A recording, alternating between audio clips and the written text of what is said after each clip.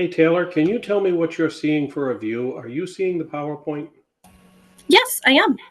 Okay. This is the first time I've done it through Google Slides, and it's a little different than PowerPoint. So I'm looking at presenter view right now. Hey, Brad, how are you? I think Brad doesn't have a sound on yet. Could be. His earbuds. There we go. How are you, Brad? I'm doing well. How about yourself? I can't complain. It's almost spring. I know.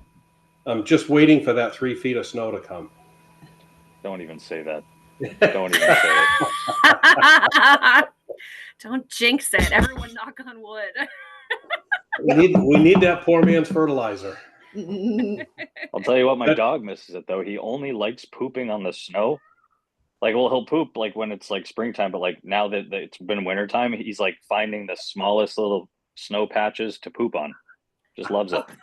Oh my gosh. So Mine's he's just the bummed. opposite. We shovel an area that they can go out, during the winter time. And it's great because now we can let them out and they don't run all through the yard. Well, Yeah, that is now they nice. run through the yard.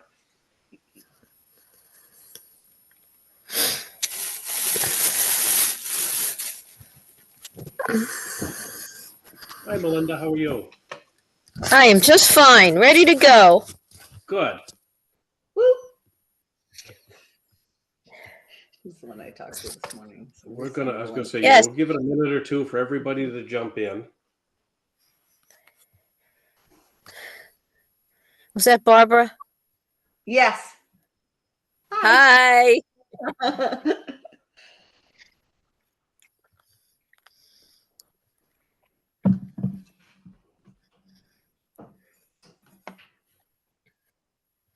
Taylor, how many did we have signed up? 9. I think the 9, thing okay. says 11, but Barbara and I are one of them. Okay. So we have, what do we have right now? We have 8 of us. Nope, 7 of us. So we'll give it just a minute, 2, and then we'll get going. Something always comes up here. Let me get this door so we don't interrupt. Or Cool. we have to listen to Jamie say. Yeah.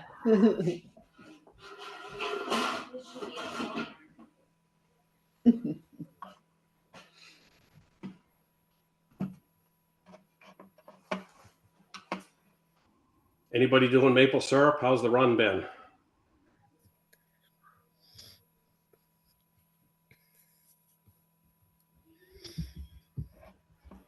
Guess nobody does maple syrup. We're about to tap my trees, but we haven't done it yet. You're a little behind. We are? Yep. Oh. Yeah, I think the run is going to be ending soon because we've got kind of an early spring. Because we need that freezing nights and warming days. I would like to. We've got 2 maple trees in our front yard. I don't know what kind of maple trees they are, but for years I have talked about wanting to try to tap them and just see what happens. But yeah, I just haven't quite been able to commit to the process. Seems like we're going to get maybe this much syrup out of it at the end of the day. So, Yep. So somewhere around yeah. 40 gallons to a gallon of syrup. Yeah, exactly. So I'm like, maybe we'll do that a different year. And the first couple of times that you boil it, you will overboil it. Oh, good. So you lose even more.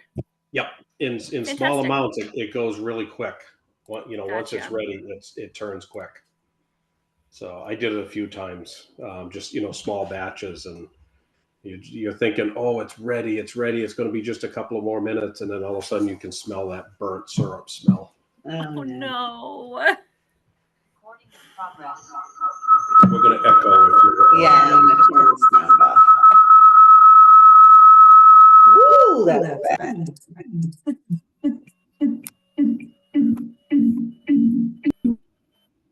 Someone's dropping a sick beat.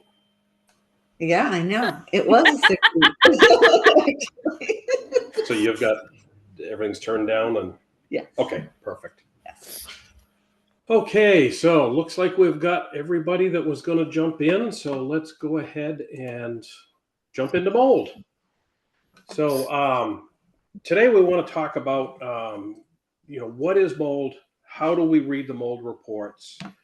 Really, it's about helping our clients understand that this can be a real item that we talk about during the home inspection, but it is not the doom and gloom that everybody seems to make it out to be. So, oops, come on. So, for those that don't know me, my name's Kurt Grassett. I'm the owner and general manager of Norway Hill Home Inspections. We also have a sister company, Homestead Property Watch and Management Service. Certified Master Inspector through the International Association of Home Inspectors. And previous to Norway Hill, we are celebrating our 10th year. So previous to Norway Hill, I spent 30 years in public works, 25 years as a call fireman, and was a small business owner. So I've been around construction all my adult life, and take all of those tips and tricks and stuff that I learned in my previous career and try and bring it forward to help our clients understand what the home inspection process is, how we talk about homes. One of my specialties is old buildings. I love old buildings. One of the last projects I worked on was renovation of Hancock's 1800s meeting house.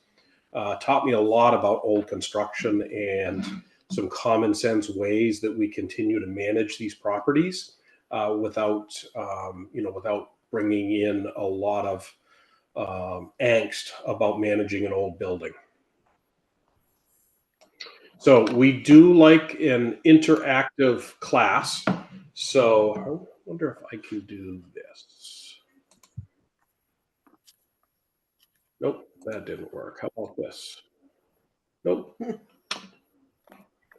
So bear with me while I am learning. This is a new system to us, so I am not 100% versed in what we need to do. And I am also going to mute everybody. So you guys are muted, but you can unmute. One of the things that I do like to tell everybody is I love an interactive class.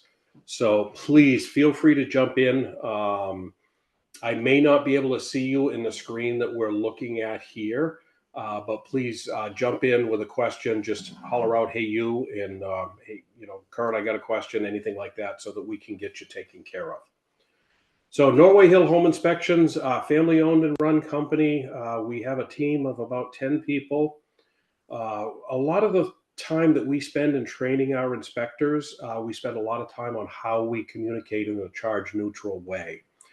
So what do we mean by that? There's 10 ways to talk about the benefits of a ground fault circuit interrupter, a GFCI or a GFI as they're known for. I have heard inspectors talk about, oh, you're going to electrocute somebody. Oh, you're going to kill somebody. We can talk about the benefits of that safety device without using those charged words to put our clients on edge. We're educators, so we want to educate the clients without scaring them. We're really here to help people understand their home. And we do offer inspection training classes for all of our new inspectors. Anybody that's coming on board with us is going to be with one of my seasoned inspectors for about 6 months before they're allowed out on their own. We also do offer these CE classes for free to realtors. And the reason we do that is we really want to get realtors educated in the world that we work in, because you're the first line of defense. So when you're working with that seller or with that buyer, you're going to be able to talk to them about items that may come up on the home inspection and how we typically deal with them. So the more you understand what we do and why we do it, the easier it can be to educate the clients as to what's going to come up on that home inspection. As human beings, we need to hear things 6 or 7 times before it really starts to set in. So this is a way for us to start that process by educating you as realtors to be able to talk to your clients before we actually get into that home inspection. So what we bring to the table, comprehensive full color reports. We can do all kinds of testing. So not only the standard home inspection, but we can do the radon, the water. We can do mold spore testing, lead dust wipe. We are certified septic evaluators. We use infrared cameras. We can do internal chimney inspections, and we're also 203K, or I should say renovation loan consultants. So we can do any of the renovation projects. And we do have a couple of class rules before we get going. Like I said, please interrupt with your questions. I may not see you right away, so feel free to just unmute yourself and shout out. We will take a break at the 1 hour mark. We're here to have fun and learn, but we're also small business people. So if you need to step away and take a call or answer a text, please do that. And just remember, we're all here to learn from each other. You guys got stories, good and bad, out there, and we can all learn from those experiences that you've been a part of. May I add one thing, Kurt? Yeah. So, hi, I'm Taylor. I am just here monitoring the class. So I just wanted to make sure everybody remembers to keep their cameras on. The only way that we can make sure to give credit for the class is if we've seen that you're actually here physically and not just that you're a presence on the call. So just make sure your camera is on. So I'll be kind of monitoring and just kind of checking throughout the class, and I'll be the one sending out certifications and things like that afterwards too. So if you have any questions, please feel free to let me know. So Taylor, as you've guessed, Taylor is our, whoops, why isn't my camera working? Taylor is our vice principal. So she is checking the class. And I was a little bit remiss. We do have Taylor, who is in our marketing department, and we also have Barbara, who is the local marketing person. And she is the one that's going to be coming around to offices, or if you need anything from us, please feel free to reach out and connect with Barbara. So thank you for that, Taylor. Coffee dates. Call me. So Taylor, we're all set. You can see my screens? Yes, sir. Perfect. So is it mold or mildew? And we hear this term interchangeably. So I want to get a little definition.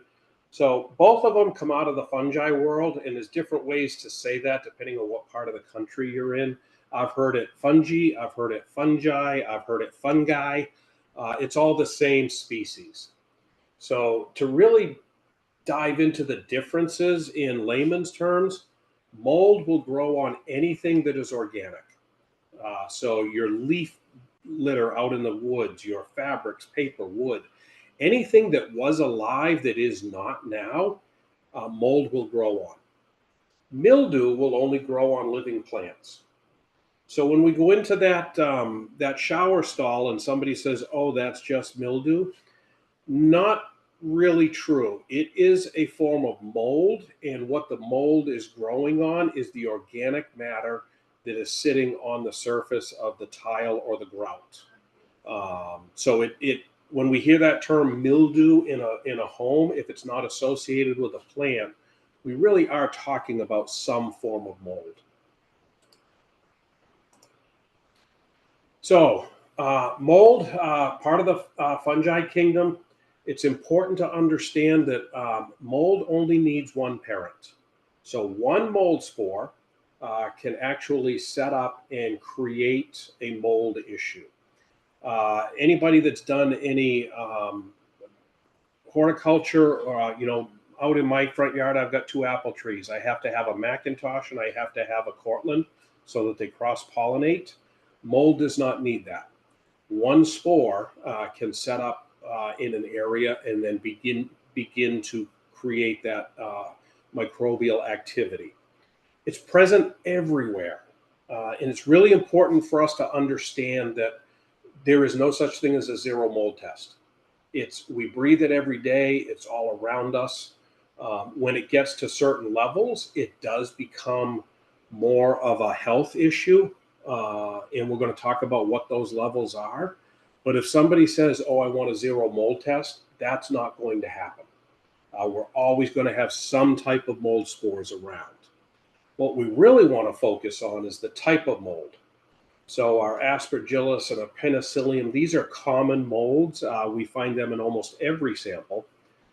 Some of the molds that we want to really pay particular attention to is the penicillium.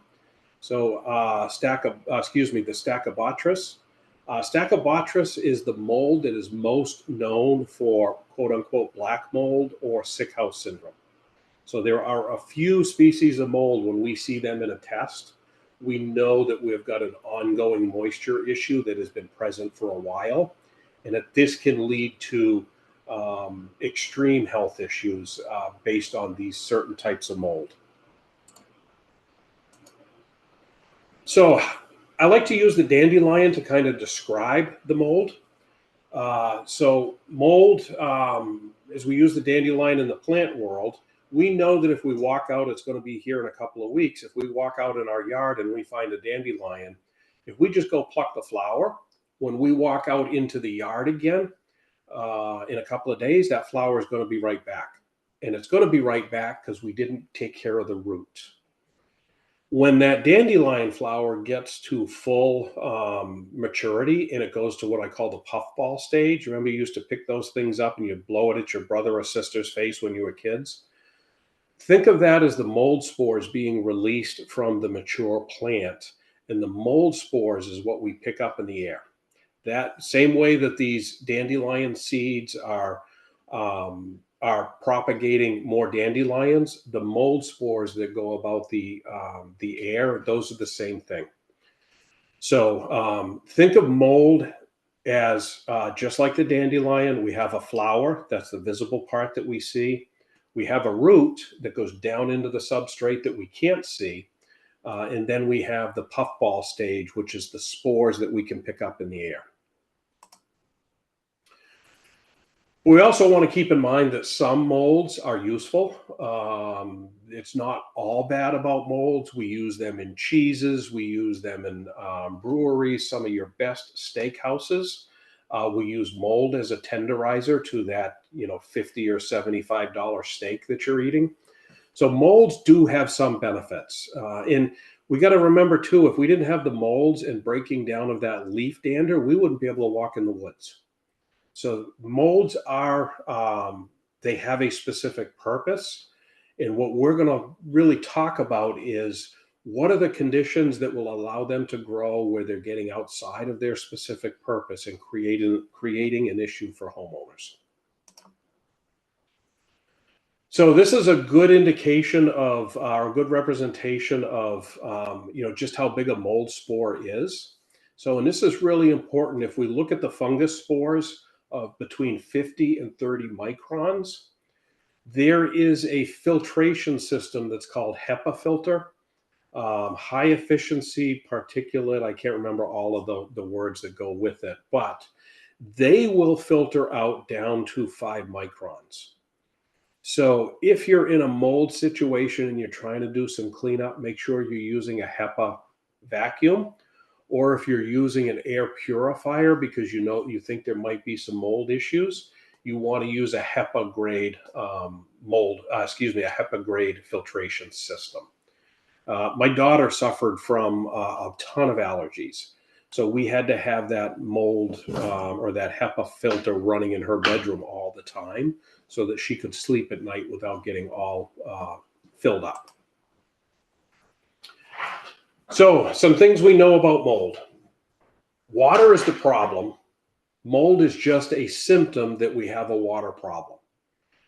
As we mentioned earlier, you're not going to get rid of mold. So we may find low-level occurrences, and we will find low-level occurrences in most mold tests that we take, but they're not significant enough to be able to say we need to do remediation. Not all mold tests lead to remediation, and it's really important that we understand how we can use those tests to make determinations on when we remediate, how we remediate, and what that involves. So unfortunately, there are not a lot of mold regulations out there. So in New Hampshire, and I think every state would be the same, there are some housing standards that come into play if you are renting from a landlord. And that's really the only place that we can find any type of regulation. And that regulation is pretty broad. So it basically says that if you have a mold situation, you may have an unhealthy environment for the occupants. And as a landlord, you are required to have a safe, healthy environment for your tenants. So this is really where the mold regulations come in. There's no other written regulations that we've been able to find that dictate a level or what is safe and unsafe. And the federal regulation has not, they have not come into this game yet either. So we have no EPA regulations, no standards for airborne mold contaminants. In a few slides later down the road, I'm going to show you what we kind of use as a guide. It was an environmental engineering firm out of Canada that put this together, and it kind of gives us a sense of at what levels do we start doing cleaning? Do we start doing HEPA vacuuming? Do we start doing full-blown remediation? So it's a good guide to help us direct clients into what are the next steps after we get that mold test. So what does mold do? Well, it decays dead plant material. One of the things that it does do, certain mold species can produce mycotoxins, and we're going to talk about those. The mycotoxins are really what makes people sick. There's other symptoms that we can have, such as hay fever type symptoms, but the mycotoxins, those are the ones that can really do the damage. It's when we hear somebody that has been a victim of sick house syndrome, it's typically because their mycotoxin levels were elevated. And we can't forget that we do use it a lot for medicines, food prep, commercial products. So molds are there, not only for the benefit, but like any good thing, too much of a good thing can be not so good. So some of the health effects, wheezing, runny nose, sore throat. If you're asthmatic, it can initiate asthma. So my mom is allergic to penicillin. So she can't take penicillin, which is an antibiotic. Penicillium is the mold that is used to create penicillin. So if she gets into a dark, damp, musty area, she can start to fill up with this runny nose. It's almost like hay fever symptoms. And that's her body's reaction to the penicillium spore, because we already know that she's allergic to penicillin. So you are too? Mm-hmm. So yep. I am. And we're going to talk about just how it differs from person to person. And that's important to keep in mind. So once we go beyond the levels of just inconvenience with hay fever type symptoms, we can start getting into the increased ability to have infections. Our immune system is going to decrease a little bit. This can lead to pneumonia and decreased lung capacity. So these are moving down that path of, okay, I'm no longer just sensitive. Now my body is having a more severe reaction to the presence of the mold. And then once we get into that toxic level, that's where we start having the issues with the mycotoxins. We have what's called fungal pneumonia. We can actually have a pneumonia that is literally growing fungus or mold in your lungs, which can lead to cancers, and eventually it can lead to death if it's not treated in time. This is really important to understand. The health effects are different from person to person. A few years back, we had a very hot, humid, almost Florida-like August. And we started to get calls for mold testing, throughout the area. And there was this one couple that we went to. When I knocked on the door to come in and sit down with them, she was just about in tears, and the husband was sitting there.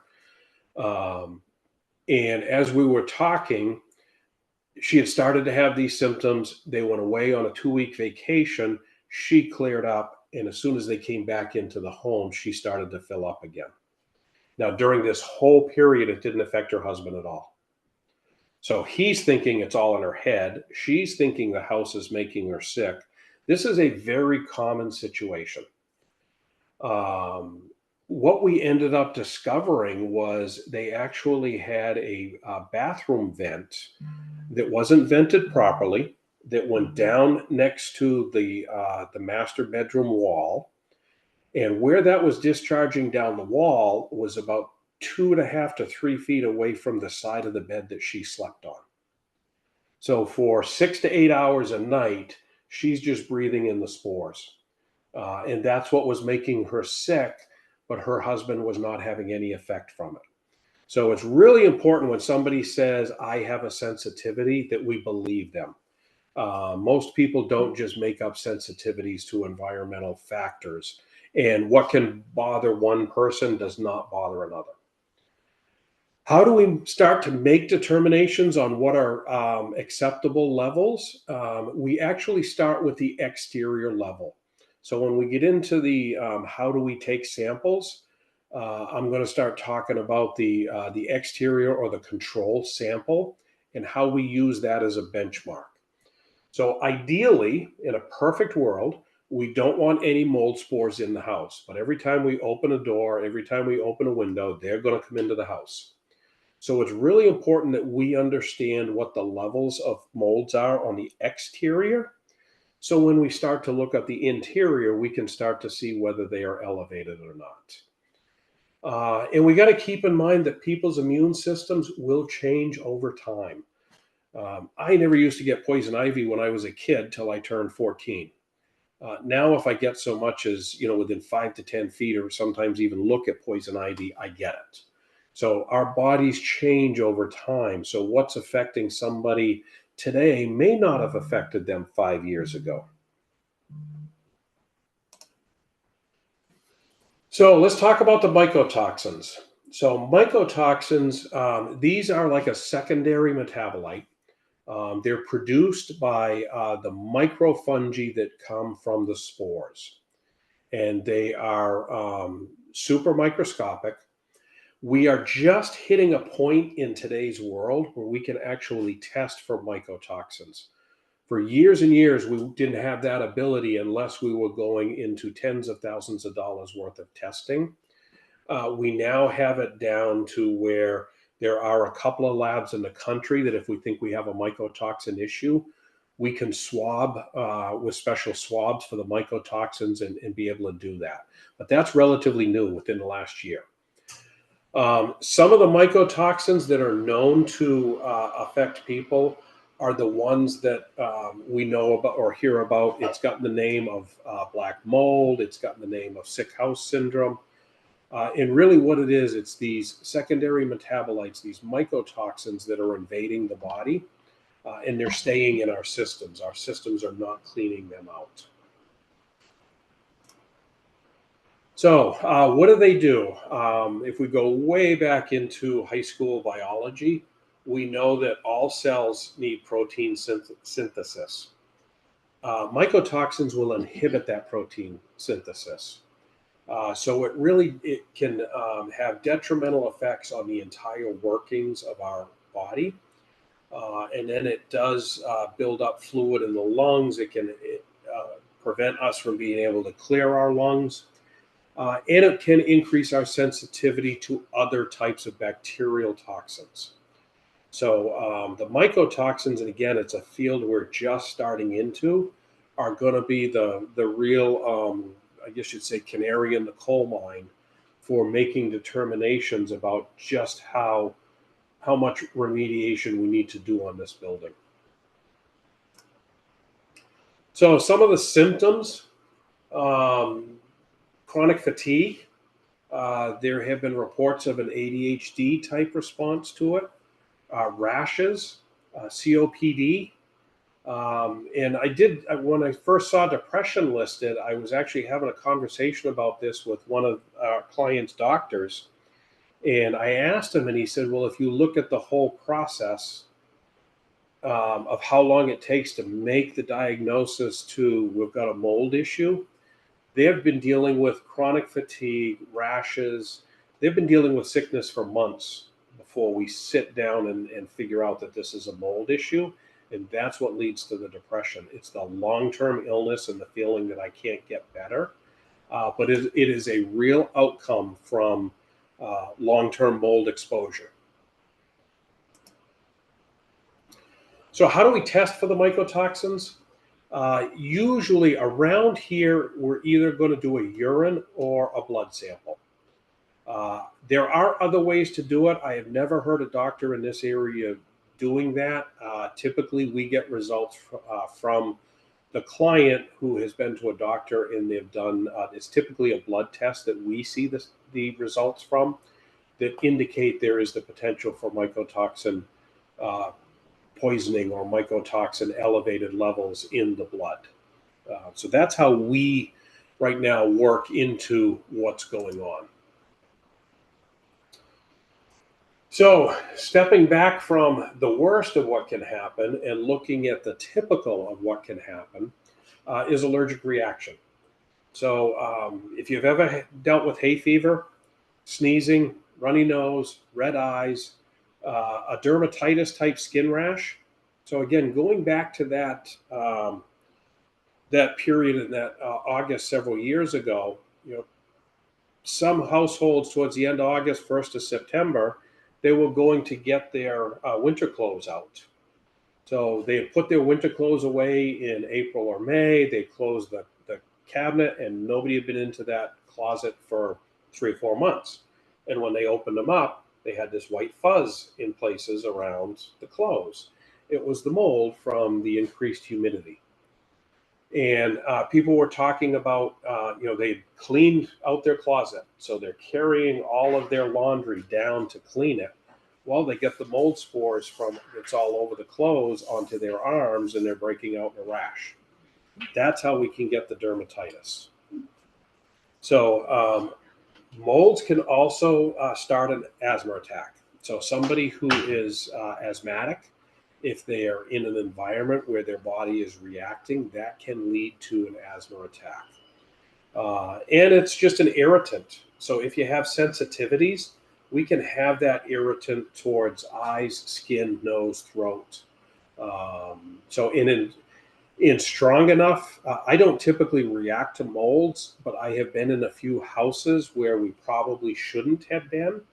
And I can start to get that hay fever feeling because it's an overwhelming load to the system and the body saying, whoa, you don't want to be here. Get out, get out. So that can happen in certain situations. So we want to talk about mold in the home. The key to mold control really is moisture. So mold is just a symptom that we have a moisture issue going on. And the moisture issue doesn't need necessarily to be a permanent leak. That can also be, oh, that's mine, sorry. That can also be high humidity.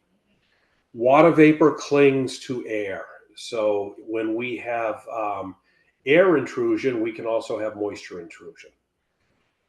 There is really no point in doing any type of remediation until we have made a determination of where is the moisture coming and then correcting the water problem. We're going to talk about, best management practices, but the one that I see most common in homes, every basement in the New England area, whoops, what just happened? That's not good. Are you still on? Yes. We're all still. We see you. I still We see you. We see the screen. There you go. You're on. You're just not seeing your own screen. Well, that is weird. Bear with me for a minute, guys. Yeah, you're still there. Okay? So what did this do? I don't know. Like a screensaver somehow. I could hum terrible elevator music for everybody. Technical difficulties.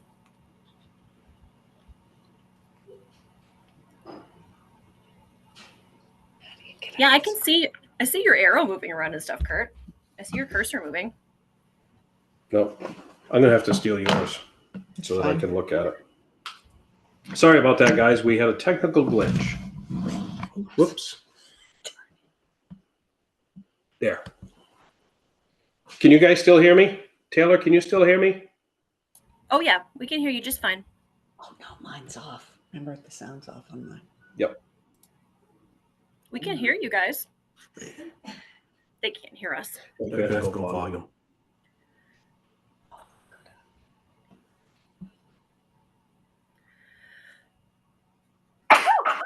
Excuse me. Sorry, guys. Okay. Guys, bear with me just a moment. Taylor, you can still hear me, right? Yeah. Okay. You may have to hit me up because we don't have any volume on this end. Something just happened with our setup, but I can work it off from Barbara's computer. Okay. And then once we get to the break, I'll reset everything. Okay, that sounds good. So mold in buildings. So this is a great picture. So one of the reasons that we test for mold is we don't always have a great history. This picture was actually a property that I was looking at when it was in foreclosure. And the first time that I walked into this property was in February, and it had the most beautiful ice sculptures you ever want to see. The home had run out of heat, the pipes had froze, it was vacant, and there was ice everywhere. This picture was taken around May or June of that same year. So they went in, they gutted everything, but as you can see, mold had taken over by the looks of that ceiling fan, and the ceiling fan itself, or the building itself, we don't know whether it ever got treatment or not. So a lot of times, contractors, flippers, whatever we want to call them, will go in on a house such as this, and they won't do the remediation. They will just pull all the old stuff out, but that doesn't take care of the mold spores that are left behind. So part of the problem with mold, it really doesn't have any natural competition. So there's nothing other than remediation that is going to take care of it. And then some types, we're going to see them. Some types are very common. Thank you. Some types are very common for us to see, such as Aspergillus, penicillium. Those are going to be very common. There's other types, like we mentioned, the Stachybotrys. We know we had a prolonged wetting period.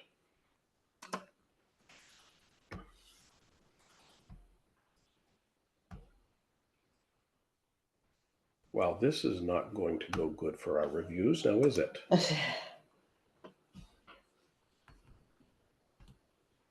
Kurt, would you like to just quickly reset? To get to the next slide, you got to use that keyboard. That one? Ah, thank you. Oh, can you hear me? My technical support is really helping me out today. Yeah, it's a good thing I drove over. So this picture was taken, this was probably, if I remember correct, June or July. So what we're looking at a dirt basement in a crawl space of an addition.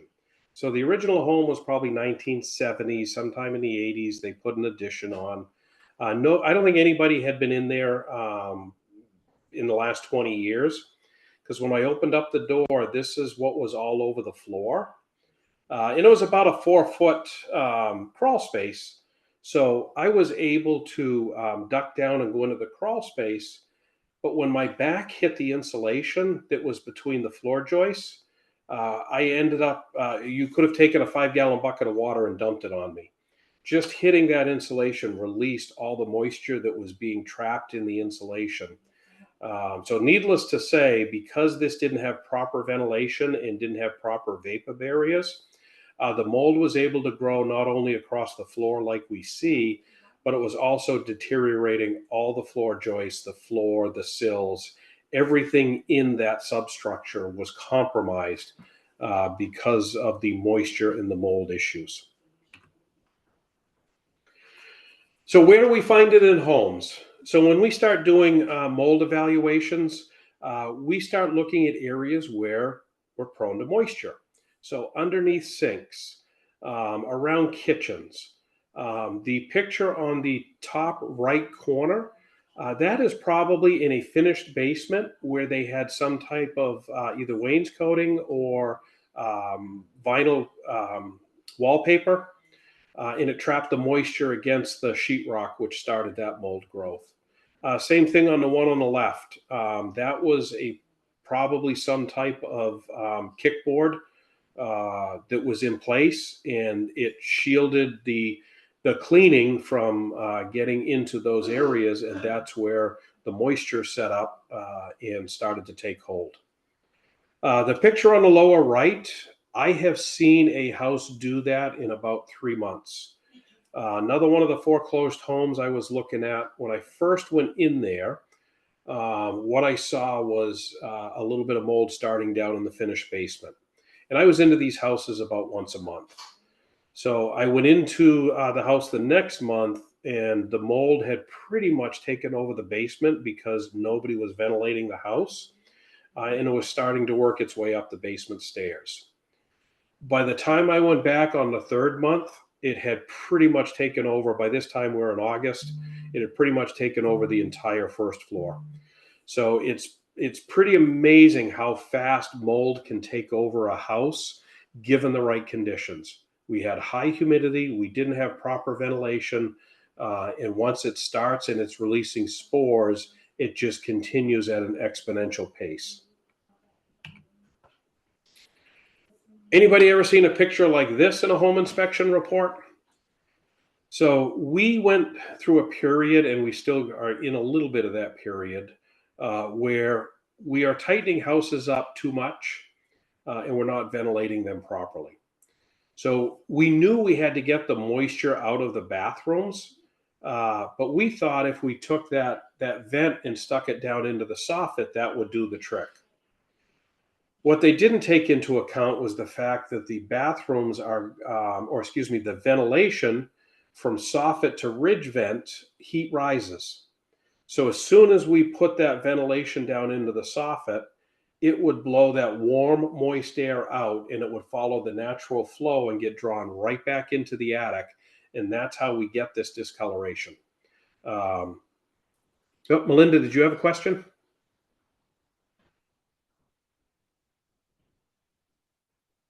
Nope, guess not.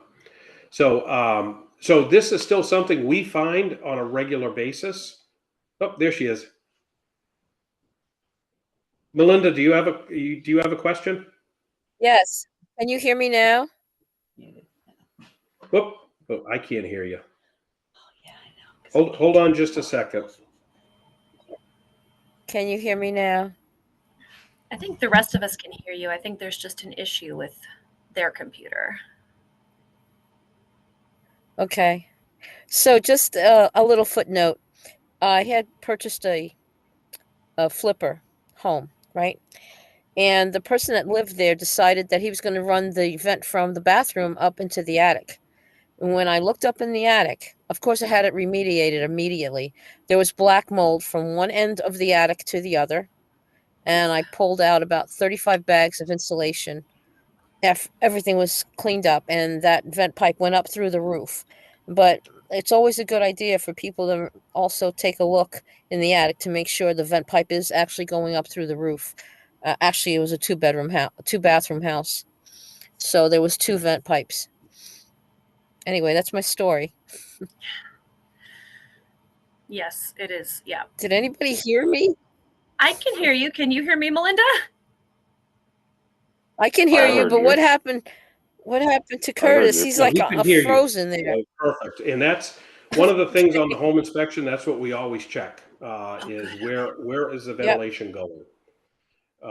And we've even seen kitchen vent hoods just discharging directly into the attic. Never mind the bathroom vents. So it is something that needs to be looked at it on every home inspection. So thank you for that. So we got to keep in mind too that mold can hide. So when we say mold can hide, we saw those pictures earlier. My mom was big on wallpaper, and vinyl wallpaper, as the name implies, the vinyl does not allow the moisture to penetrate. So if you're putting up vinyl wallpaper, and even some of our wainscoting is made out of a PVC, if you're putting that up in areas that are prone to moisture, we're probably going to have microbial issues starting between that covering and the sheetrock, because on the front of the sheetrock is the paper that the mold will start to take up shop and use as food. So this was an interesting inspection here. Whenever we have a moisture stain, we always look at it with thermal imaging. So thermal imaging helps us make a determination if it's active or not. So if we have active moisture, it's going to show up as a cold spot, because moisture is an evaporation process, and an evaporation process is a cooling process. So how do we make a determination whether we think that the leak is old or not active? We use thermal imaging. So we're doing a home inspection. This is in a finished basement, and my inspector looked at it with thermal imaging. It did not appear to be an active leak.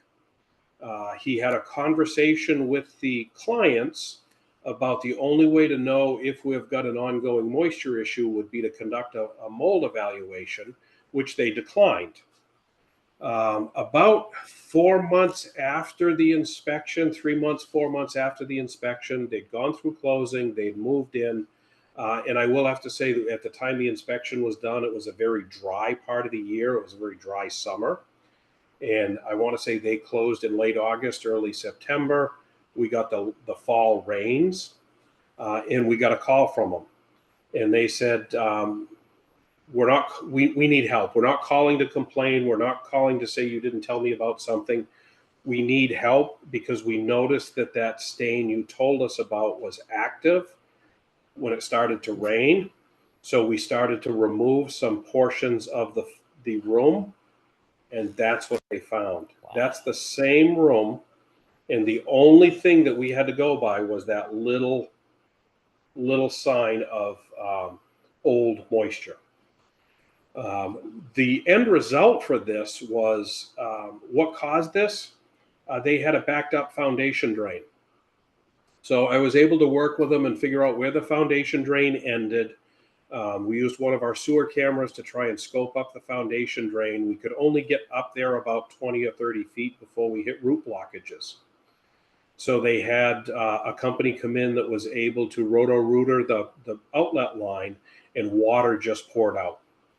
So for years, it hadn't been working properly, and it just kept backing the moisture up, that resulted in a lot of mold growth and water intrusion that wasn't visible to the naked eye.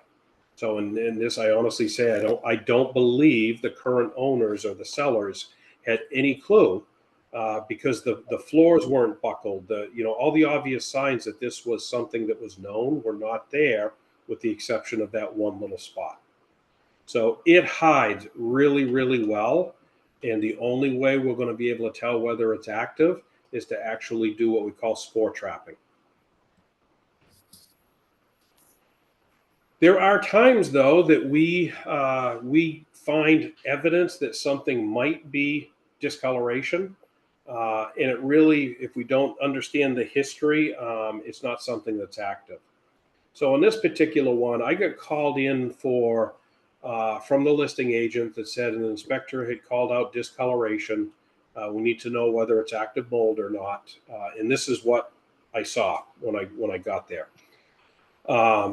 This was, in fact, mold at one time. It was probably part of the tree as the tree was growing, but it was no longer active. It had been through the milling process. It had been through the drying process. It was just discoloration. It wasn't active mold. And we get this question a lot. So talk about the home inspector and the mold love-hate relationship. If you look at our standards of practice, we are not required to make a determination on whether mold is present or not as part of our standards of practice. But we also have duty of care. That's a legal term that doesn't. So standards of practice, this is what we have to do to keep our license. duty of care is what we have to do to protect our client. So that's a real simple explanation of the differences. So even though we're not required to call it out, the courts, through multiple lawsuits, a couple of them right here in New Hampshire, have told have told us that we need to be aware that discoloration has the potential to be microbial activity.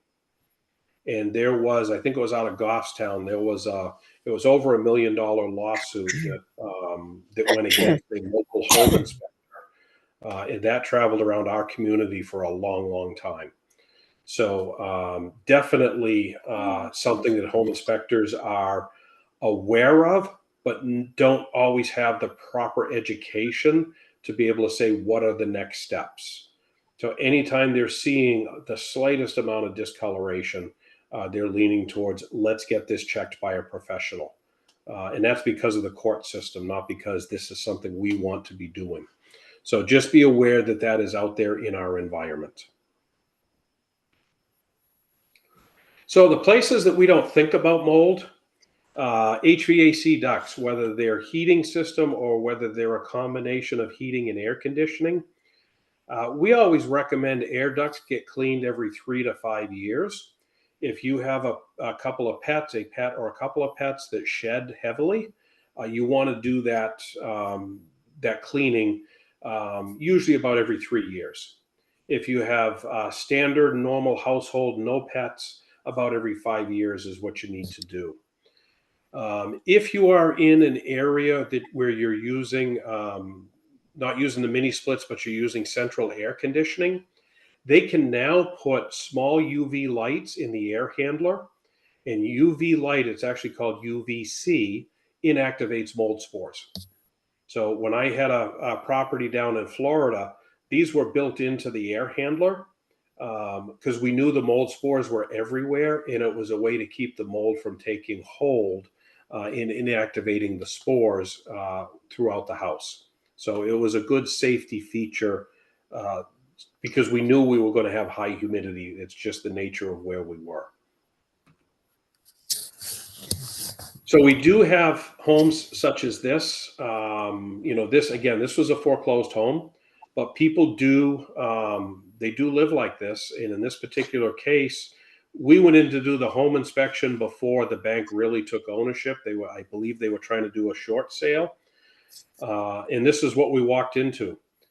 So why do I bring this up? If we don't know the history, we're going to talk about this a lot. If we don't know the history, these are perfect reasons to be testing for mold spores, because somebody could come in and clean this all up and we would have no evidence that there might have been a mold issue even as short as a month or two ago.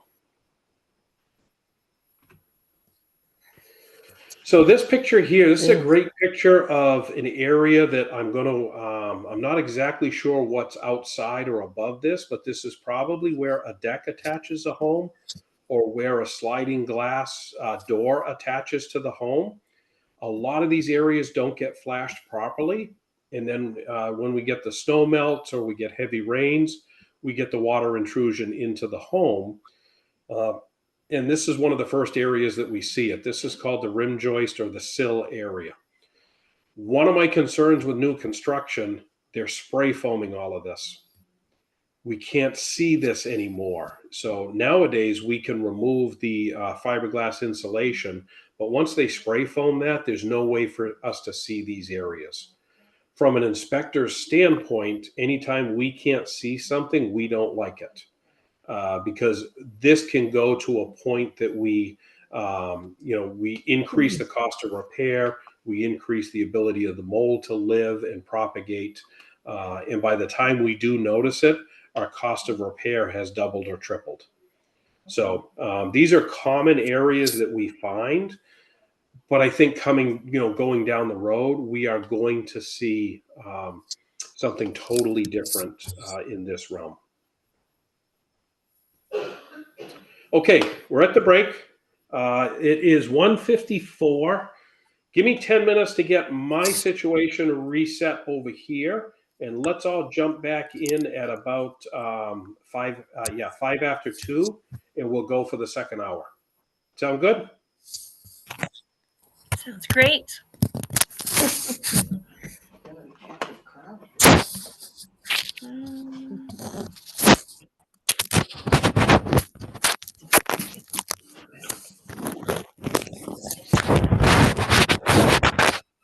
I don't think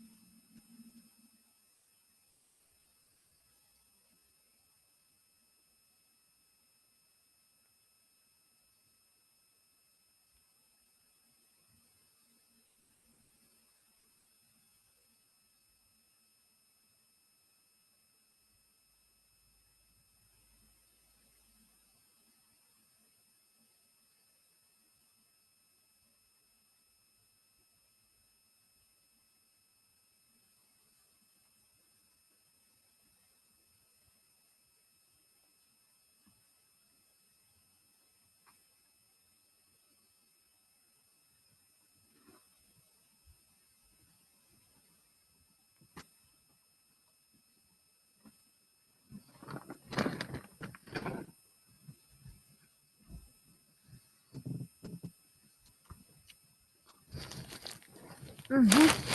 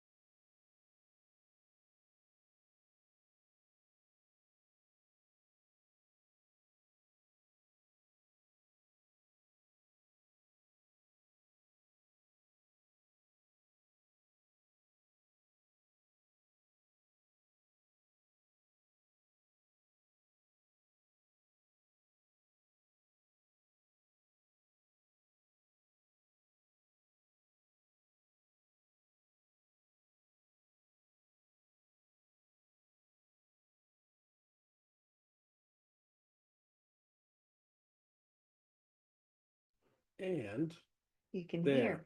Now I've got voice. Whoop. Much better. And you can see it. Yep. Yep. Lovely. All fixed. Seems the reason why I had to come over here and not see your message. There's a reason for everything. Yep.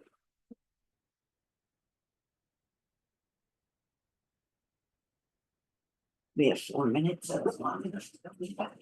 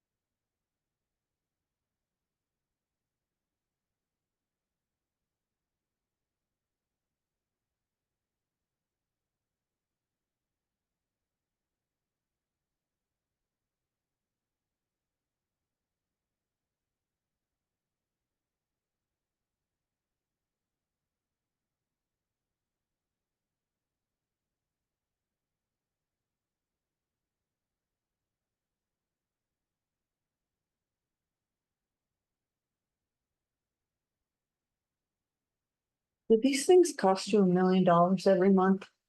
What's that? Those little heaters. More than I thought. Oh, yeah, I looked into them. Because my bathroom is freezing all the time. And I'm like, I could just stick one of those in the wall, right? So I mean, they're not, if you like, count up that we've got 1, 2, 3, 4 running. Yeah. It's only maybe $50 a pop. but Monthly. still, that's quite a bit. Well, it was $8,000 to put a heat loop in here. Oh, yeah, I know. I have these small wall mounted infrared heaters. Mhm. Those would work really good down here. They're like $100 each on Amazon. They work really good and way cheaper to run. That's what I ended up buying instead of these things. But I was gonna get one for the bathroom to be a permanent solution, but no.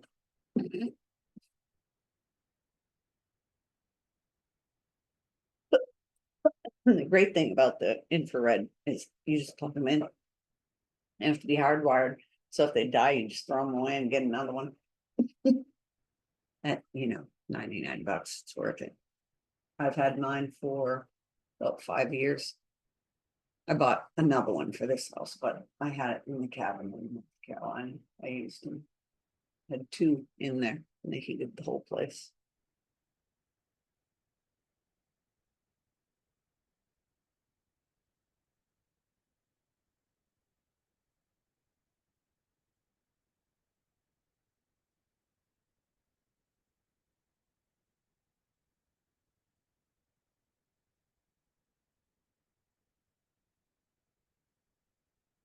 Electric rates in the South are literally like a third of what we pay up here. Mhm.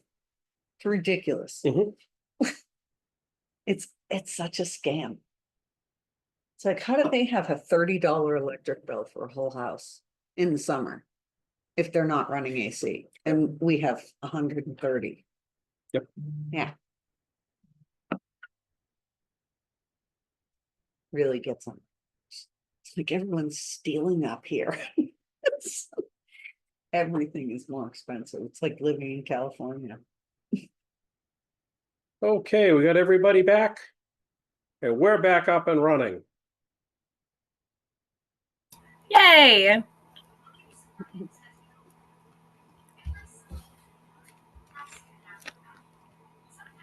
So talk a little bit about how we get mold exposure. The most common is breathing in the spores as we're in one of those environments. Next way that we can get that is through handling an item that has mold growing on it. As we talked about earlier, clothes that have mold, people tend to just gather them up and bring them to the laundry room. And that's how we get it on our skin that can lead to like a dermatitis. And then eating anything after you've handled something moldy, or have we all had that piece of bread that we didn't notice had some fuzzy green stuff growing on it when we were halfway through the sandwich? Those are all different ways that we can have effects or have mold and mold spores entering our bodies. So the health effects, we've talked about these, but it's really beneficial to go over them. So allergic reaction is the most common. And we've always, we always hear that person that they walk into a house or they'll go down into the basement and they'll go, oh, I'm getting all filled up. That can be an indication that we have something going on between mold spores and a personal reaction to different types of spores. We've talked about the asthmatic and how it can trigger an asthma attack. After acute or chronic exposure, we can head into the pneumonia type symptoms that can lead to immunocompromised individuals winding up with outside source infections because their immune system is already fighting off the reactions. We've got the mycotoxins. Keep an eye on that because those are going to be more in-depth testing, and as it becomes more apparent, I believe we're going to have more people asking for that. And then the organic dust toxic syndrome, that's not something that we typically see from homeowners. The people that typically suffer from that, it could be a homeowner. If it's a homeowner, they may be trying to do their own mold remediation um, without the proper protective equipment. But we typically see it in people that work in the mold remediation industry. So years ago, I had a group of home inspectors from across the country. They came to my office, and it was the next morning after a bunch of them had flown in. Scott came to me and he said, "My ear never popped from the plane. Do you have an urgent care so I can go get him looked at?" So sent him over the urgent care. Didn't think too much about it. And when he came back, or not when he came back, talked to him like 2 months later, we were on a phone call together. And he says, "Hey, do you remember that earache that I had when I was out to your place?" And I said, "Yeah." He says, "It took me 2 or 3 months to figure out what it was, but they finally figured out that I had mold in my ear." So he's a home inspector out in Orange County, California, where they do have the humidity levels, and he does a fair amount of mold testing. And somehow, mold spores got into his ear under just the right conditions, and that was the cause of his earache. So we never know where or how it's going to affect us. So it's just really important to keep in mind that everybody can have a different reaction, and everybody can have a different life experience. I'll go into an area that has mold, and I'm not super sensitive about, even though I know about them, about putting earplugs in, but he will not go into a moldy house or do a mold test without putting earplugs in now. Just because of his life's experience. So when our buyers are telling us, "Oh, I've been through black mold," don't try and downplay it. But there are ways that we can talk about, okay, there are things that we can do to make sure that this is not going to be one of those situations for you. So how do we test for mold? And this is really where we start getting into what do we do, how do we do it, and what does it mean? So during a typical mold test, we're going to collect a series of air samples. We're also going to be testing the relative humidity and the temperature at each testing location. Rule of thumb is we're typically going to do one test on the exterior. That is our control. And then we're going to do one test per 1,000 square feet. So 2 or 3,000 square foot home, we're going to find a couple of locations. We start getting into 8,000 square foot homes. We want to start having conversations about just how many tests we're going to do. And these are air spore trapping tests. There's also ways to take tape or swab tests. You will find, I should have gone into this a little earlier, you will find some mold remediation companies that will do their own testing. If I can stress anything out of this program, do not have the same person that is going to do the remediation do the testing. You need independent evaluation, and I'll talk about that in a minute. But a lot of the mold remediation companies will come in and do a test, and they will only use a tape or a swab. Now, a tape or a swab test, they're going to stick it on a surface where we think we have discoloration. And if there is any type of mold growth there, it's going to pull the pieces of the fungi off and stick them to the media.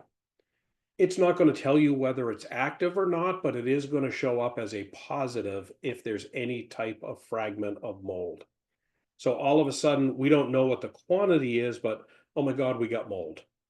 And then they will sell you a remediation package. I have seen this happen time and time again. So we like to utilize a tape or a swab sample predominantly for confirmation that what we're seeing in the air sample is also what we're seeing visibly. I have also seen the time where we had discoloration and we took a mold sample 3 or 4 feet away from it. And we had very low mold spore levels. So what is that an indication of? Well, we had some mold here. We can see the evidence, but it's not active. It's not releasing spores. So that changes how we need to do remediation and how we would look at that and treat that. So that's why it's a good idea to have the mold spore count to find out what's actually being released into the air before we start making determinations about remediation. So this particular one, this was kind of a funny situation. This was one Easter morning. I went out to do this home inspection. So I get there, this is taking the exterior control sample. And as we can see here, the relative humidity is 23.6%. It's pretty low. And the temperature was 56.5 degrees. So not overly hot or humid. Then we moved to the inside of the house. And on the first floor, this was actually a small ranch. So we had one floor and we had an attic. When I took this sample, we had 36.4% relative humidity, and I think it's reading roughly 54 degrees for a temperature. The next place that I went to was up in the attic. And when I went up into the attic, the first thing I saw, see that shiny roof sheathing? That's a clear indication that somebody's done mold remediation. So when I see a surface like that, they have used a product to remove mold. So that's clue number one, that, okay, we may have an issue. And then if we look at the relative humidity, this is same day, we are looking at 62% relative humidity and 64 degrees in the attic.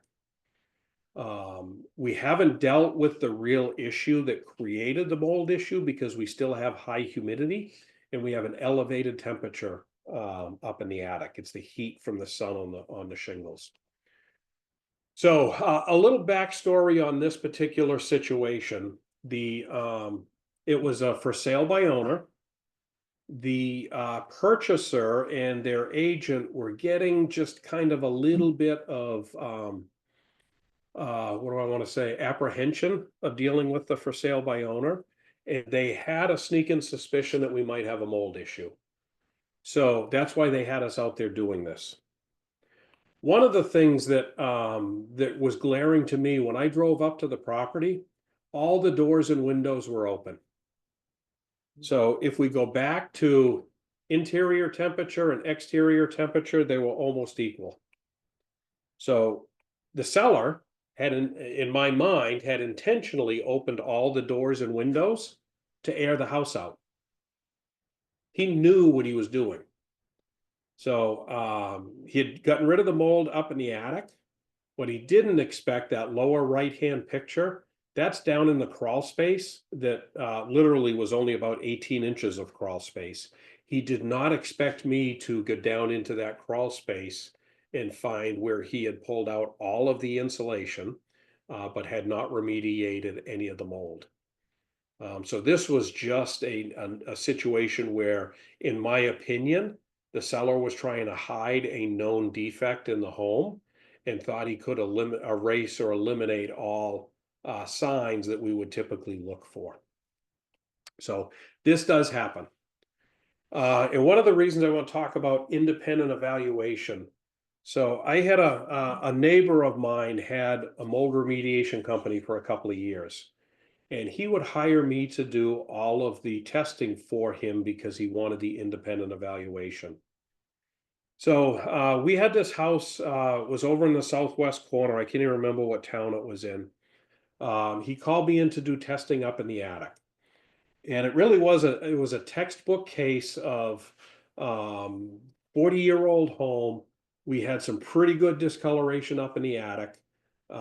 They wanted to make a determination of how to do remediation. So part of the things that we do when we're doing our testing, we want to disturb as little as possible. So when we take a mold sample, so we took the exterior when we came in to do the attic. I set a pull down stairs, so I pulled down the stairs and I set all my equipment up in the attic without getting up into the attic to do any air disturbance. We plugged the meter in, we let it go for 5 minutes, 5 liters of air. We collected our 25 liters of air. We packaged that air sample up and we put it in with the other tests. That was our official test following all of our protocols.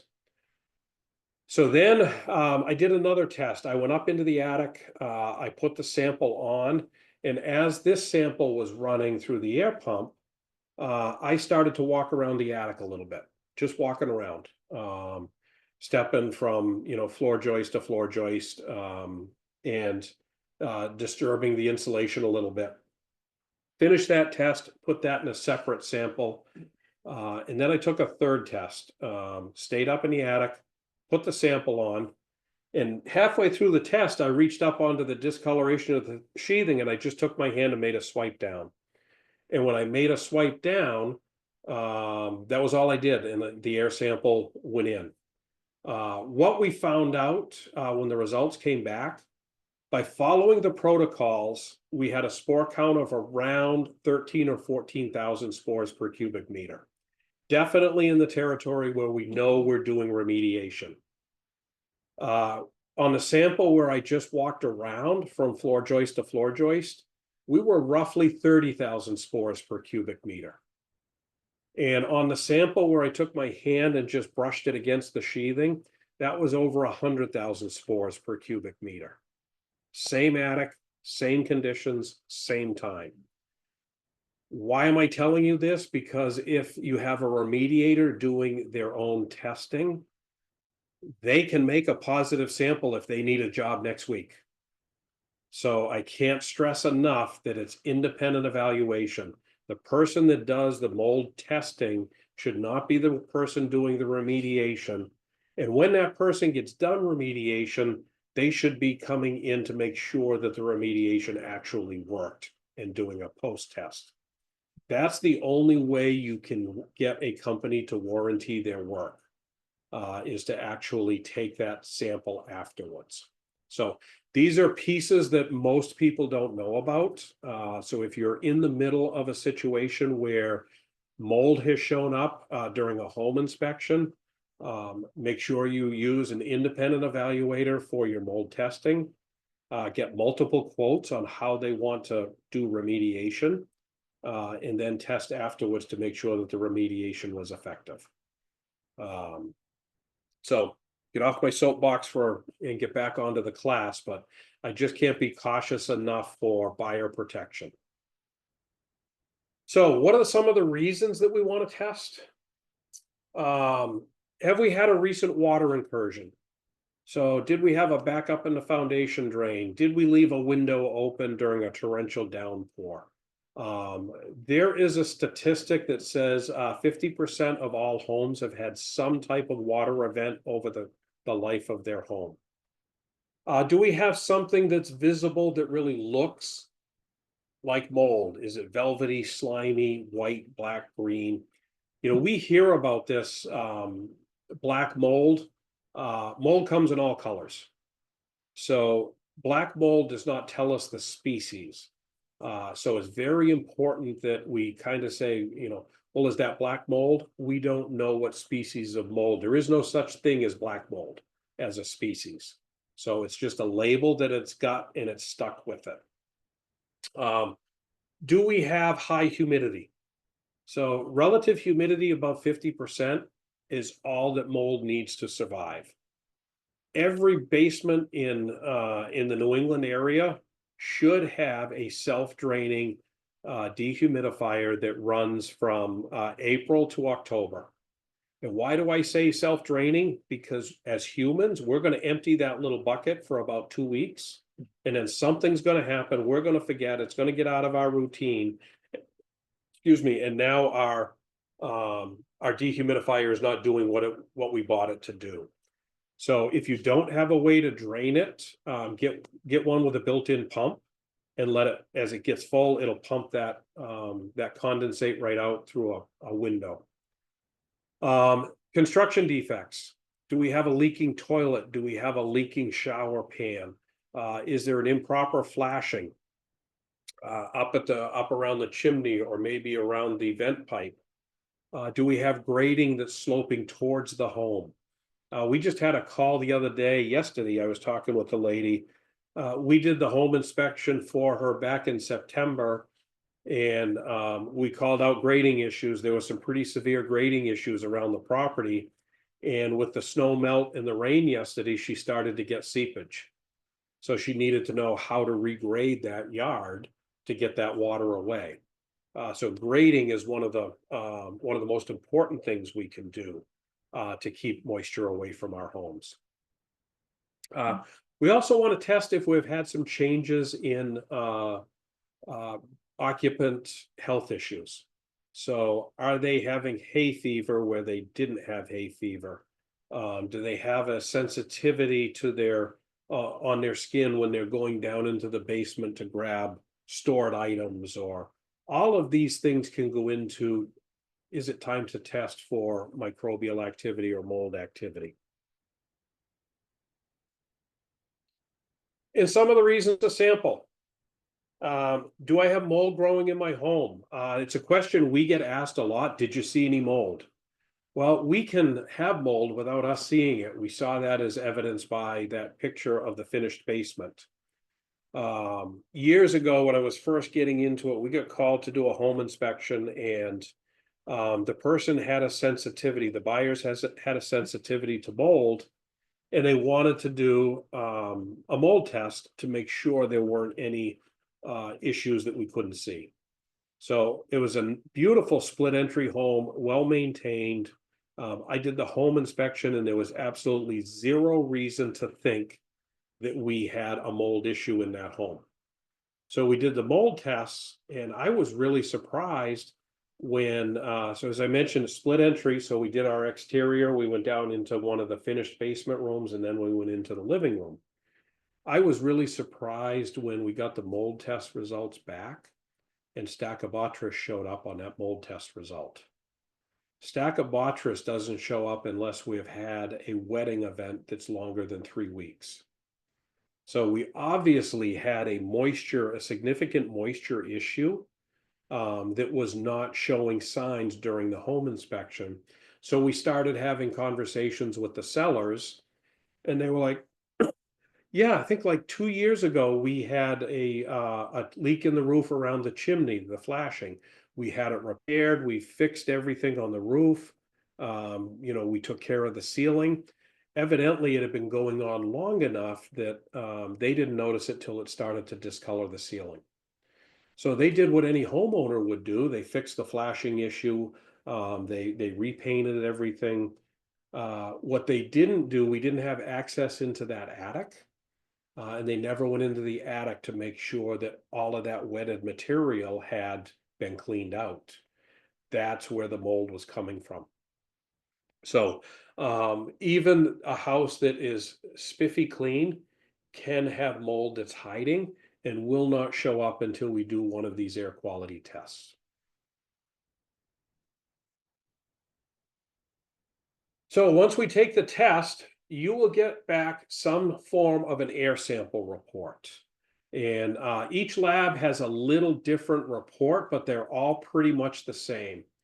So when we look at this, this sample report, that upper level, everything that's in the green, that is all of the information about the collection date, time, type used. So that's all the data on the method and the products that we used. So we can see that all three of those were air direct examination.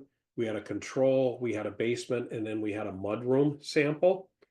The COC line number, that is our chain of custody, and that's our serial number.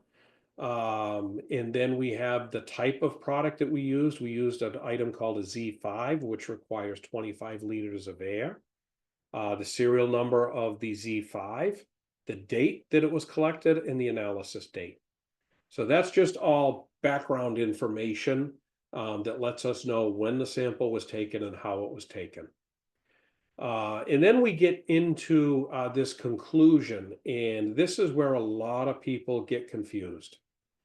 So all labs have their way of deciding whether something is elevated or not elevated.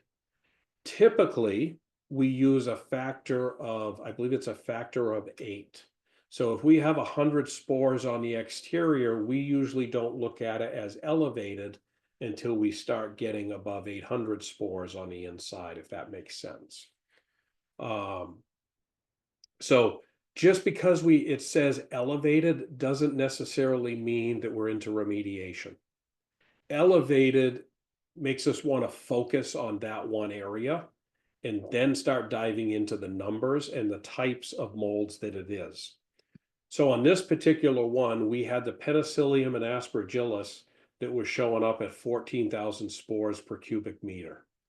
That is an area where we want to start talking about remediation. That's above what we would typically say are threshold areas. But I have also seen the time where that might come in at 800 or 900, and it would show elevated because the control had 0. So we have to look and say, okay, what type of spore is it? Penicillium aspergillus, that is almost always there.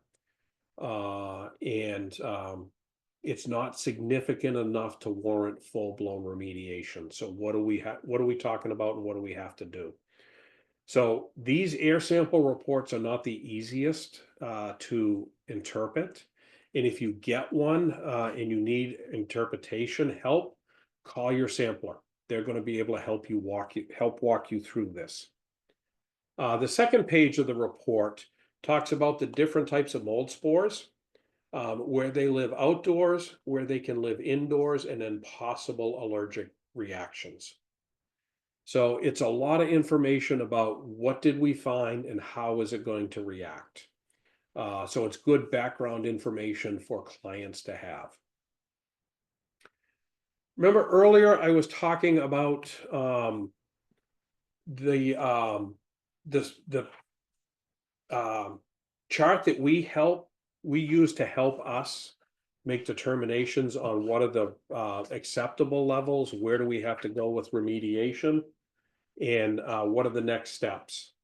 So this was developed by an environmental engineering firm that they were up in Canada. And this is kind of their rule of thumb for what are we talking about with elevations.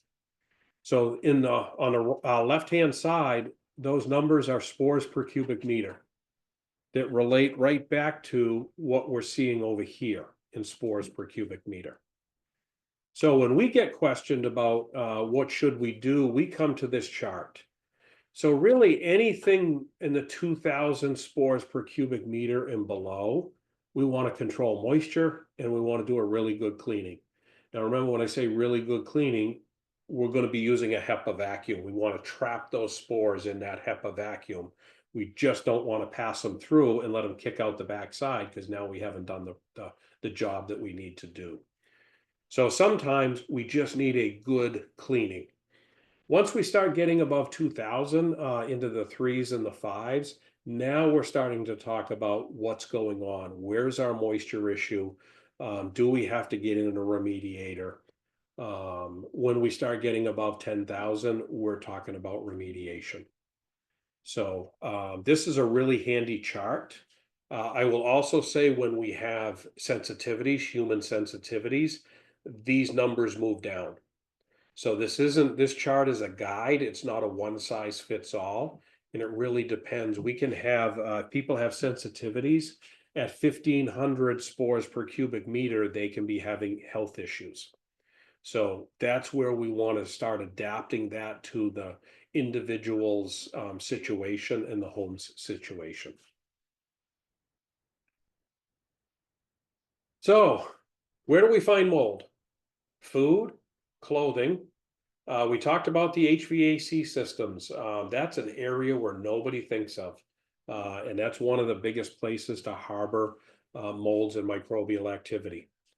Can be on the front or the back side of drywall, any kitchen cabinets, any underneath washing machines, dishwashers, any place that we can have moisture or we have the potential for moisture leaking, we can have microbial issues.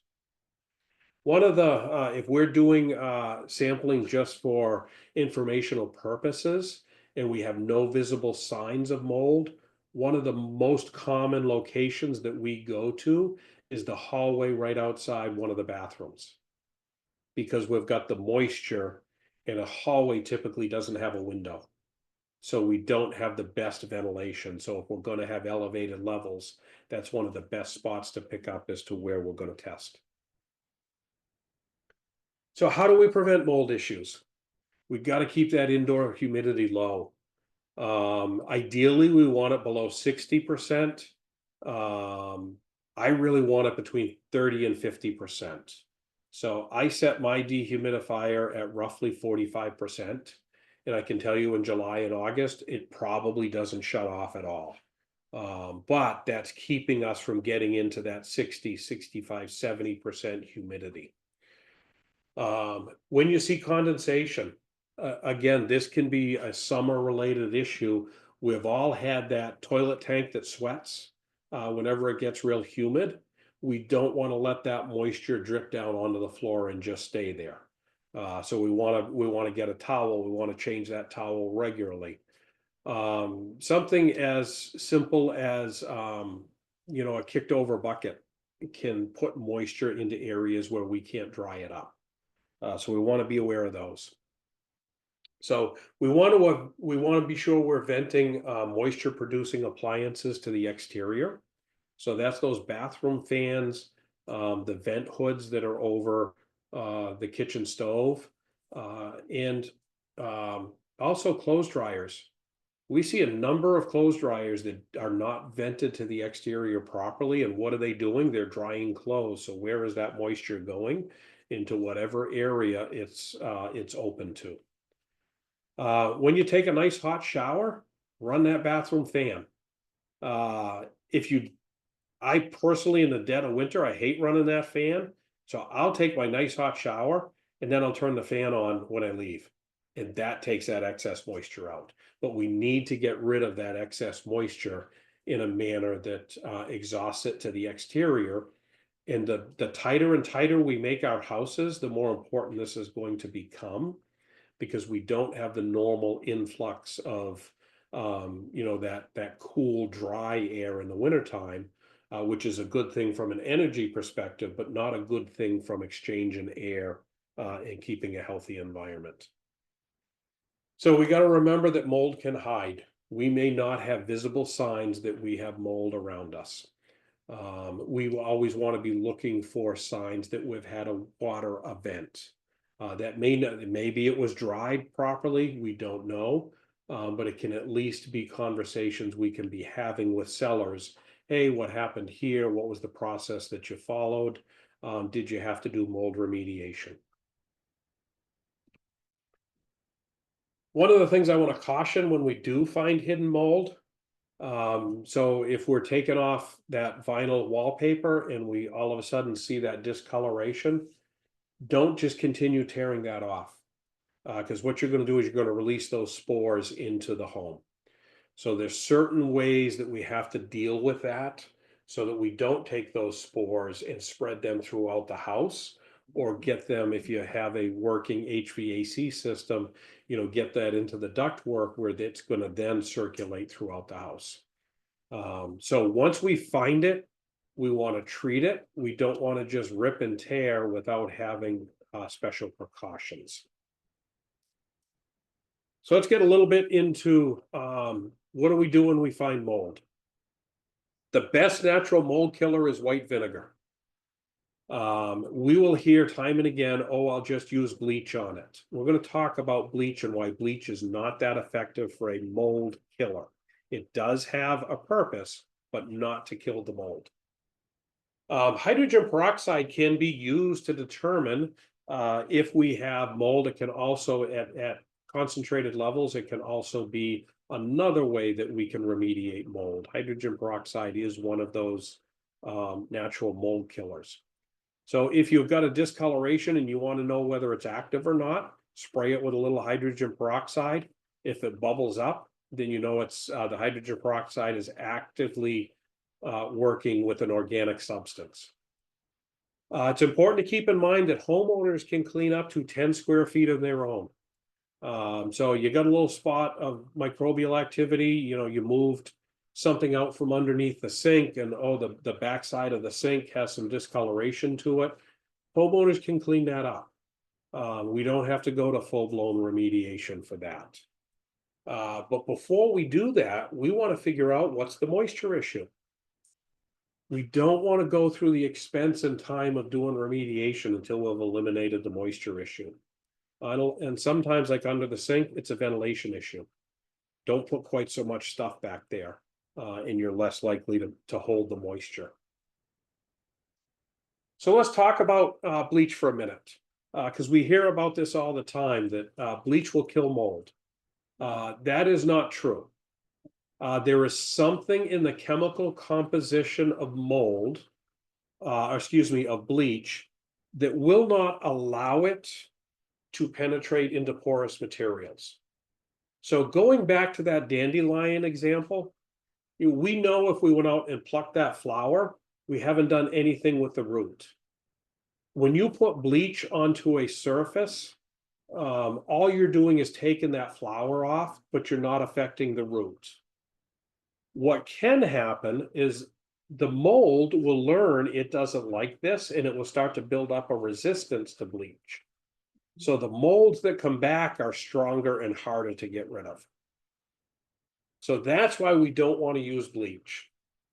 If I was going to say anything about bleach when it comes to mold remediation, white vinegar will not take away the discoloration. It will kill the mold, just like Roundup to, if we can even talk about Roundup, Roundup to the dandelion, because it goes all the way to the root, wipes it out. That's what vinegar does, white vinegar does to mold. Then once it's dried and cleaned, then you can use a bleach solution to take away the discoloration. Do not ever mix bleach and vinegar together. They react horribly. So you cannot mix the two together, and I'm going to kill two birds with one stone. You will wind up with some type of a caustic vapor. I can't remember the exact chemical composition, but it will knock you out. So do not mix vinegar and bleach. So back to white vinegar. We do know that white vinegar will kill up to 82% of the mold species that are out there. Very effective mold killer. It does take a little bit of time for the vinegar to work. So my usual recommendation put it in a spray bottle, spray the area down, and I always go horizontal first, and then I let it dry, and I come back and I'll go vertical.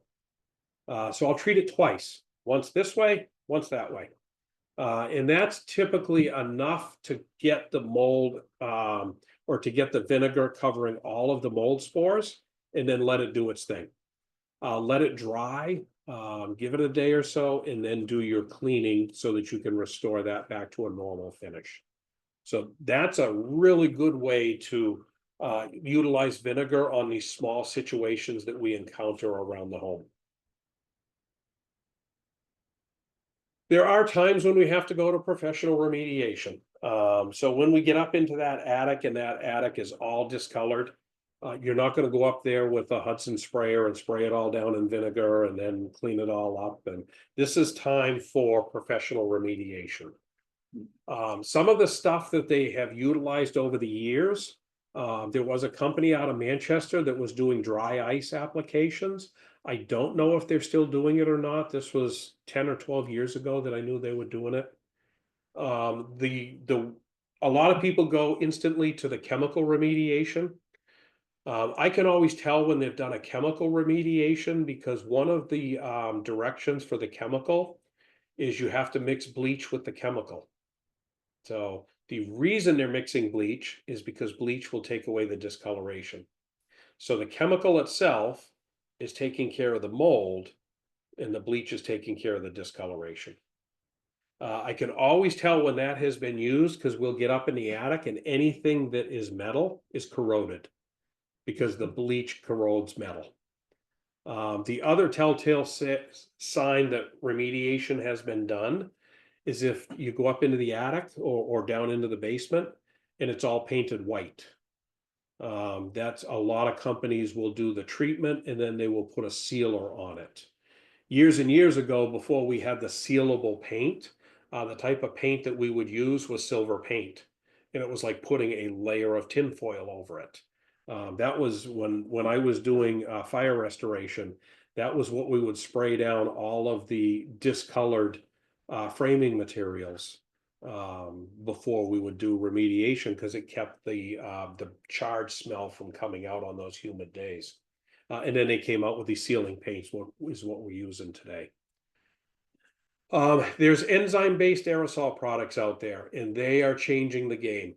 If I had my, what would I use? I'm going to use the enzyme-based because most of them are natural products. And they have figured out how to react with the mold spores and the fungi to be able to knock it down and eliminate it. I actually saw there's a company, they're still around, company's called Green Home Solutions.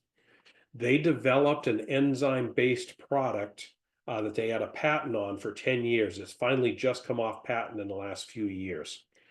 But I saw the demonstration where they made this cube out of plexiglass. And on this side of the cube was living conditions, like a living room. Down the middle was a piece of sheetrock. And on the inside, or the other side of the sheetrock, was a very moist area where they were able to get the mold spores growing. So once they got the mold spores growing, they fogged the living area. And this product that they used had small enough particles that it would pass through the sheetrock and it eradicated the mold on the other side. So now we don't have to tear out all the sheetrock to get to mold. There are other avenues out there. The downfall is the ASTM standards have not caught up with some of this new products. We're waiting for them to catch up so that this is something that's available as a protocol for all mold companies. And when I've talked to some of the long-standing mold companies about this product, their response is, well, we don't have protocols on it yet. So we've got to, we're waiting for that to happen. So let's talk about the protocols. So remediation is not rocket science. There's the AST, I think it's ASTM has a standard. It's a standard flow chart. If you have this, you do this. If your product is this, you do this. So it's really easy to build remediation protocols because they've already been documented. It's just a matter of utilizing these flowcharts in a manner that gives us the end result. And also, as part of this, part of these protocols, it tells us exactly what we need to do with all of the different types of materials we're going to run into. So if we have books and papers and stuff like that, we're just going to discard those. There's other areas that we are going to clean. We're going to remove as much water as possible, and then we're going to do a treatment. If you have, this is something that I learned when I was dealing with some archives in my past position. If you ever have books that are super important to you and they get wet, toss them in the freezer. Once you freeze them, it stops the degradation process, and then you can get them to some place that can dry them out. So if you have like family heirloom books or original text, anything like that that happens to get wet, throw it in the freezer. Don't try and dry it out yourself. So, and they'll be able to get that back for you. So how do we do cleanup? So wet vac. So once we have this type of water incursion, get your wet vac out, vacuum up just as much as you can. Then you want to get the mop out, and you want to mop out whatever the wet vac can't get. And then you want to get a HEPA vac out. So, and the HEPA vac and the wet vac are going to be two different vacuum cleaners. Anything that is water damaged, you want to get out of the area. Just throw it out if it's no good. I had a water incursion in my basement years ago, and we finally threw out those 2 or 3 boxes that we packed 20 years prior because we just had to hang on to the stuff. It's a good time to I don't recommend having a basement flood to clean house, but it was a good way to say, do we really need this crap? The other thing to keep in mind is when you're drying an area out and you think you've got it all, you haven't. There's water that's gone under a wall, it's under the baseboard, it's under the cabinets. Set a fan up and let that fan circulate the air to help dry that for 12 to 24 hours after the event. So that's the last step. Get it wet vac, get it mopped, HEPA vac it, and then put the airflow in. Lift the carpets. Oh yeah, you have to lift the carpets. You cannot steam clean the carpets. Yeah, and sometimes if you have a really bad, At that point, you're beyond. I was going to say you're beyond what a homeowner is going to do. Oh yeah, but if you also have a basement that's very full, you can sometimes call a septic company and they'll pump it out for you. Yep. So, personal protective equipment. Another flow chart that tells you, okay, if you're handling books and paper, we want to have an N95 respirator, we want to have some gloves, we want to have goggles. When we start getting into surfaces that can come into particulate matter, such as insulation and stuff like that, we want to put on the jumpsuit, the Tyvek jumpsuit, so that we're not putting that stuff into our clothes and then taking our clothes back home. So just remember your personal protective equipment. So, some frequently asked questions that we hear. Geez, that discoloration, what kind of mold is it? We're really not going to be able to tell you until we do some testing. Well, how did it get here? It's ever present. We've got a moisture issue that it's allowing it to stay here. How do I tell if I've got mold in the house? The only way to really tell is to do some testing. How do I stop it? We got to control the moisture. How do we test for mold? So we do that by spore trapping. Can we clean it up? Yes, we can always have some type of remediation. How do we prevent it from returning or reoccurring? We got to control the moisture. We've got to fix what caused the moisture issue, and then we've got to control it. And then what are the risks? It depends from person to person, but there can be long-term health effects for some people. So we found some. Water's the problem. Mold is just a symptom that we have a moisture issue. We want to take into consideration, do we have any hidden water damage? And we want to check to see if there is any visible water damage. Remember those lists of red flags?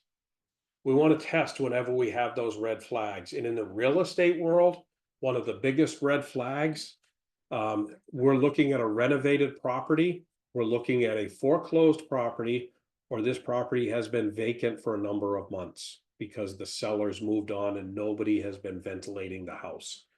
Those are all three areas where when I hear about the condition or the situation with that home, that I'm instantly going, oh, we got to be really aware that there might be microbial activity, and the only way sometimes to know is to do that test. So be aware of those red flags. So if we understand the process and we understand what it means and how we deal with it, we don't have to treat mold as a four-letter word. We know it is out there. And right now, mold is what radon was 25 or 30 years ago. It is a buzzword. Everybody's concerned about it, and they rightfully so. But it doesn't necessarily mean that we have a major issue going on. It could be something as simple as let's clean the ductwork. It could be something as simple as let's get some dehumidification going. There are alternatives to, oh my God, let's burn it down and start over. So that theory is going by the wayside. If you have got extensive mold growth in the home, so if we're dealing with a discolored attic, if we're down in a basement and we have, 2 or 3 areas where we've got some pretty significant discoloration, those are the times that we want to have a professional company come in. And with any company, you press them for a warranty. You want to get that warranty. A lot of them, I shouldn't say a lot of them, some will not give you a warranty. That tells me that they want your dollars and they're going to do the remediation. They're not going to help you fix the moisture issue. And in a year or two time, you're going to be calling them back. So really vet your mold remediation companies. There are some really good ones out there. One of the first questions to ask is, do you do your own testing? If they say, oh yeah, we can handle that. Nope, I don't want you. That's a clear indication that there could be problems down the road. Any questions? We are right on schedule.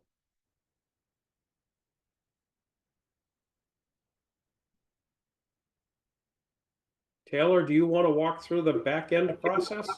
Sure thing. So I will be going in and checking off attendance for everybody here. In the next day or two, you should be receiving your certification. Preferred Systems, which is the platform that we use for all of our CE classes, is tied directly to CE Broker. So on their end, they go in, they manually check. I don't know if it's every day or every week. But they'll go in and manually check the entries that we have submitted as, hey, these folks have all taken this class, and they will enter those and upload them to CE Broker for you. So you don't have to worry about going in and manually doing that yourself if you don't want. It will get done. I'd say give it 5 to 7 business days or so. And if you aren't seeing your certificate or if you aren't seeing something, please reach out to me and let me know, and I will make sure to get it all squared away for you as quickly as possible. If you do go into CE Broker to manually report your credits, you will not find Norway Hill Home Inspections or Kurt Grasset or Curtis Grasset as like a educator option or a provider. Look for Preferred Systems. That is the provider name that you're going to look for. We went round and round and round for a few agents and finally figured out that this was why it wasn't showing up. So if you are going to put in a class that you did with us, Preferred Systems is going to be the one listed as the provider of the class. So just to give everybody a heads up. But if you're patient and don't need the credits in immediately, they will just get put in there for you. Thank you. Yep. Any questions? Looks like we kept everybody awake. This all made me think, Kurt, my sister is going through this. My sister and her husband are going through this whole mold thing right now. They live in Texas. They got a home inspection, but they did not get a mold inspection. And I don't know if their real estate agent didn't push them to, or if she suggested it and they didn't get one. But I've got two nephews who are 3 and 1, and they have been chronically sick pretty much just months and months. And then a doctor finally suggested maybe you have mold in your house. And they looked and had like a mold dog come out and found mold in multiple places. And they've started the remediation, which was supposed to be about $20,000.